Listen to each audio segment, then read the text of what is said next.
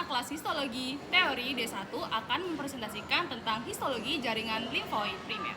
Sebelumnya, perkenalkan, nama saya Naila Fajrin Azhari Widiantara dengan NIM 183231047. Dan saya Ilham Eka Saputra dengan NIM 183231051. Saya Syakila Naura Raini Prasetyo dengan NIM 183231045. Saya Tia Safira Zara dengan NIM 183231043. Saya Elena Diva Manurung dengan NIM 183231042. Saya Sita Zara Khaironisa dengan NIM 183231041. Selamat menonton! Timus dan sumsum tulang merupakan dua organ penting dalam sistem kekebalan tubuh manusia yang memiliki peran utama dalam pembentukan dan pematangan sel-sel kekebalan seperti limfosit. Timus sendiri merupakan kelenjar yang terletak di bagian dada, tepat di belakang tulang dada dan di depan jantung. Timus berperan dalam pematangan limfosit T atau sel T yang merupakan jenis sel darah putih yang sangat penting untuk respon imun adaptif tubuh. Nah, berikut ini ilustrasi gambar letak timus pada manusia. Timus memiliki dua bagian penyusun. Yang pertama adalah korteks. Korteks merupakan bagian luar dari timus yang lebih padat dan mengandung banyak limfosit T yang sedang berkembang. Sel-sel ini akan matang dan mengalami seleksi untuk memastikan hanya sel T yang efektif dan tidak reaktif terhadap jaringan tubuh kita sendiri yang dapat keluar dari timus. Yang kedua yaitu medula. Medula merupakan bagian dalam timus yang lebih ringan, di mana sel T yang telah matang dan lolos dari seleksi akan dilepaskan ke dalam sirkulasi tubuh. Medula juga mengandung beberapa jenis sel lain, seperti sel epitel dan juga sel dendritrik, yang berperan dalam seleksi negatif dan pengawasan autoimunitas. Ketika sel dendritrik bertemu dengan suatu bakteri, sel ini akan menetralkannya dan sekaligus membersihkan racun atau ancaman lainnya. Pada gambar di samping dapat terlihat bahwa korteks memiliki warna yang lebih gelap dibandingkan medula yang berada di bagian tengah. Selanjutnya adalah fungsi timus. Yang pertama, sebagai pematangan limfosit T. Limfosit T yang diproduksi di susum tulang akan masuk ke timus untuk menjalani pematangan.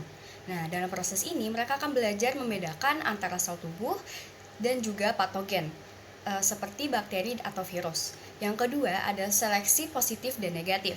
Timus melakukan seleksi terhadap limfosit T untuk memastikan bahwa sel-sel tersebut itu tidak akan menyerang jaringan tubuhnya sendiri atau autoimunitas. Nah, sel-sel T yang dapat mengenali antigen asing dengan baik dan tidak menyerang tubuh sendiri akan lolos dan keluar dari timus. Organ limfoid primer selain timus terdapat juga sumsum tulang atau bone marrow.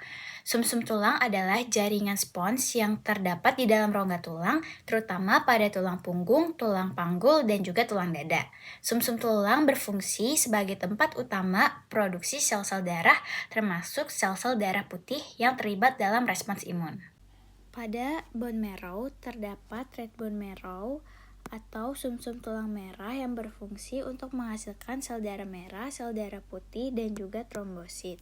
Lalu di sini terlihat juga sel adiposa, kemudian terlihat adanya megakariosit. Nah, megakariosit di sumsum tulang ini menghasilkan keping-keping darah yang dibutuhkan untuk pembekuan darah. Megakariosit adalah sel sumsum tulang yang berukuran besar dan terdiri dari beberapa lobus yang saling berhubungan. Pada orang normal, megakariosit hanya menyusun sekitar 1 dari 10.000 sel sumsum tulang. Namun jumlahnya dapat meningkat hampir 10 kali lipat jika tubuh terjangkit penyakit tertentu.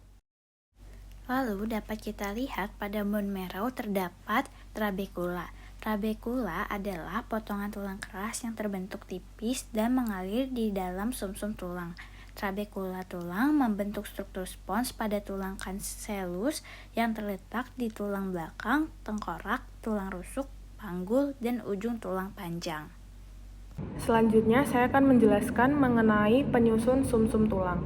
Penyusun sumsum tulang sendiri terdiri dari dua, yaitu sel punka hematopoietik dan juga stroma sumsum tulang.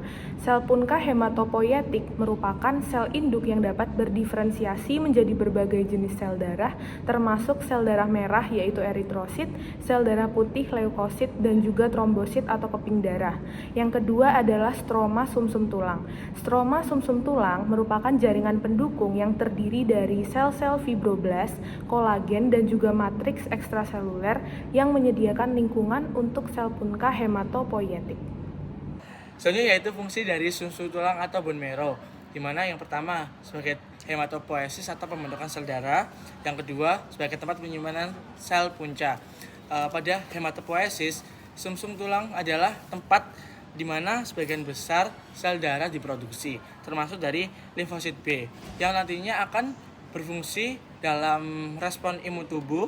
Yang selain itu, sumsum tulang juga menghasilkan sel darah merah sebagai pembawa oksigen untuk disalurkan ke seluruh tubuh, dan trombosit untuk pembekuan darah. Yang kedua, sebagai tempat penyimpanan sel punca. Pada sumsum tulang berfungsi sebagai tempat penyimpanan dan pemeliharaan sel punca hematopoietik yang dapat berdiferensiasi menjadi tipe sel darah atau termasuk dari sel imun. Fungsi gabungan timus dan sumsum tulang dalam sistem imun.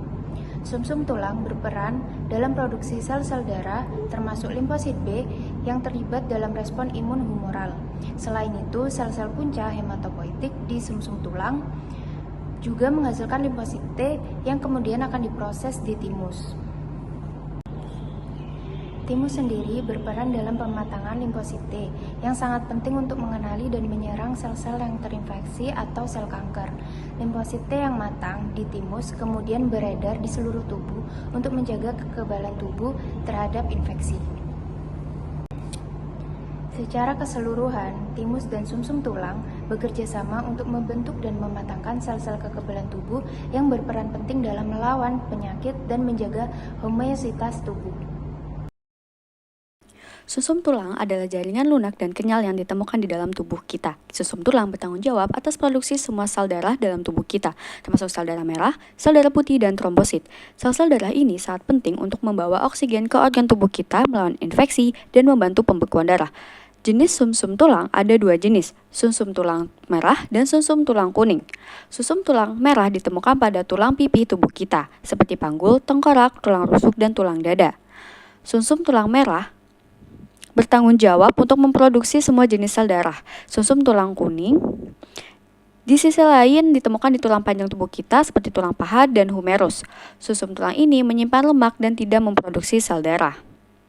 Produksi sel darah. Proses produksi sel darah dalam sumsum tulang disebut hematopoiesis. Sel punca hematopoietik yang ditemukan dalam sumsum tulang memiliki kemampuan untuk berdiferensiasi menjadi semua jenis sel darah. Sel punca ini membelah dan berdiferensiasi menjadi sel punca mieloid dan limfoid. Sel punca mieloid menghasilkan sel darah merah, trombosit, dan beberapa jenis sel darah putih. Sel punca limfoid menghasilkan jenis sel darah putih lainnya. Jadi, sumsum tulang sangat penting untuk menjaga sistem kekebalan tubuh yang sehat. Sel darah putih yang diproduksi dalam sumsum tulang bertanggung jawab untuk melawan infeksi dan penyakit. Jadi, jika sumsum tulang rusak atau tidak berfungsi dengan baik, hal ini dapat mengakibatkan sistem kekebalan tubuh melemah dan kekurangan sel darah. Nah, gimana nih teman-teman? Apakah sudah paham dengan materi tentang jaringan limfoid primer? Paham dong! Wah, kalau paham, bagus. Terima kasih sudah menonton, semoga bermanfaat. Dadah!